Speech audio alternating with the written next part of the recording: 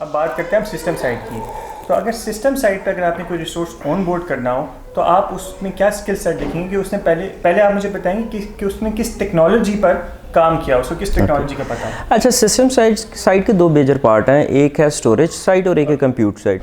अच्छा, storage side के ऊपर ये है कि आपके पास EMC पे काम किया हुआ हो, आपके पास हवावे पे काम किया हुआ हो, हवावे की स्टोरेज पे आपका जो है ना हैंड्स ऑन हो। और दूसरा जो सिस्टम साइड है, सिस्टम साइड के ऊपर आपकी जो वर्चुअलाइजेशन है वो साइड जो है ना उस चीज़ का आपको आइडिया हो। And the second part is the administration, operating system administration.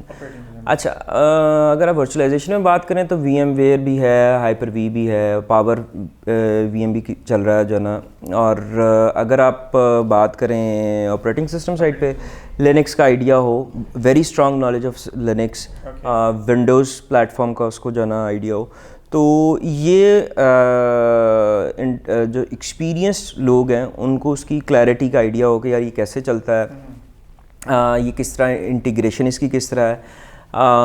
If you talk about any enterprise तो एक DR स्ट्रैटेजी जिसको बिजनेस कंटिन्यूटी का एक पार्ट होता है। तो DR स्ट्रैटेजी के अंदर वो कंप्यूट कैसे बिहेव करेगी, मतलब लाइक आपने उसको if you want to invoke the DR strategy तो सेम आपका वर्कलोड दूसरी साइड पर जो है ना एलिवेट हो जाए। तो उसमें खैर नेटवर्क साइड का जो है ना नेटवर्क के पर्सपेक्टिव से जो है वो होता है, और सिस्टम साइड के ऊपर अगर आप देखें तो उसकी जो वर्चुअलाइजेशन की जो मोबिलिटी है वो डिपेंड कर रही होती है कि आपकी स्टोरेज कैसे बिहेव करती है। ओके, सो ठीक हो गया। तो अगर मैं वर्चुअलाइजेशन के पर्सपेक्टिव में बात करूं तो वर्चुअलाइजेशन में जैसे आपने बताया VMware और Hyper-V दो मेजर वेंडर्स हैं, और भी हैं जी, लेकिन आपके मुताबिक मतलब आपके पास अगर कोई CV आती है तो उसने किस वेंडर पे काम किया होगा तो वो आपके लिए प्रेफर करेगा? वर्चुअलाइजेशन के पर्सपेक्टिव से VMware पे काम किया होगा तो वो आपके लिए प्रेफरेंस, हाँ जी, बिल्कुल ठीक है, वो भी है। और पावर VM भी जो है वो भी प्रेफरेंस में जाना हुआ। जी। सो बेसिकली अगर कोई वर्चुअलाइजेशन और इन पर्टिकुलर सिस्टम साइड में अगर कोई वर्चुअलाइजेशन साइड पे अगर आपके पास कोई आता है कोई स्किल्ड पर्सन तो उसको VMware पे उसका काम होना या पावर VM पे उसका हैंड्स ऑन होना बहुत ज़रूरी है।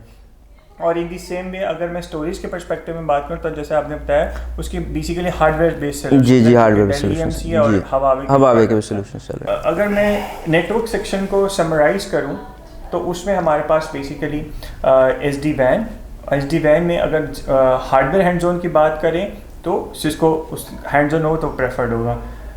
लैन साइड कैंपस साइड की बात करें तो SD-Access एज ए टेक्नोलॉजी, लेकिन अगर हम हार्डवेयर की बात करेंगे तो वो सिस्को का आर्किटेक्चर पे जिसने काम किया हुआ तो वो प्रेफर्ड कैंडिडेट होगा। इन दी सेम वे अगर मैं सिक्योरिटी के पर्सपेक्टिव में बात करूं तो सिक्योरिटी के पर्सपेक्टिव में मैंने उसने पालो अल्टो और FTD दोनों में से किसी एक वो प्रेफर्ड कैंडिडेट जी ऐसे, ठीक है। और अगर मैं डेटा सेंटर की बात करूं तो डेटा सेंटर में आपने क्या कहा था? वो डेटा सेंटर के अंदर हमारे पास सिस्को का ACI है, ठीक है। जुनिपर की अगर आप बात करें तो जुनिपर में कंट्रेल भी और एब्स्ट्रा भी जो है ना वो आता है। लेकिन आप के पास अगर CV आती है तो कौन सा कैंडिडेट आप प्रेफर करेंगे? ACI। अगर उसने ACI हार्डवेयर पे हैंड्स ऑन हुआ होगा तो वो जी हाँ prefer. In the same way अगर हम सिस्टम साइड पे आए तो उसका दो हम उसको सेगमेंटाइज करेंगे, एक वर्चुअलाइजेशन होगा और एक उसका क्या कहते हैं स्टोरेज सेक्शन होगा। वर्चुअलाइजेशन में से VMware पे अगर काम किया होगा तो वो प्रेफर्ड कैंडिडेट होगा आपके लिए। इन दी सेम वे अगर मैं ऑपरेटिंग सिस्टम की बात करूं तो लिनक्स का अच्छा उसका अगर एक्सपीरियंस है तो वो भी आपके लिए प्रेफर्ड कैंडिडेट है। एंड एज वेल एज अगर स्टोरेज की बात करें तो Dell EMC और हवावे दोनों में से किसी एक के ऊपर पे काम किया तो वो आपके लिए प्रेफर्ड कैंडिडेट है।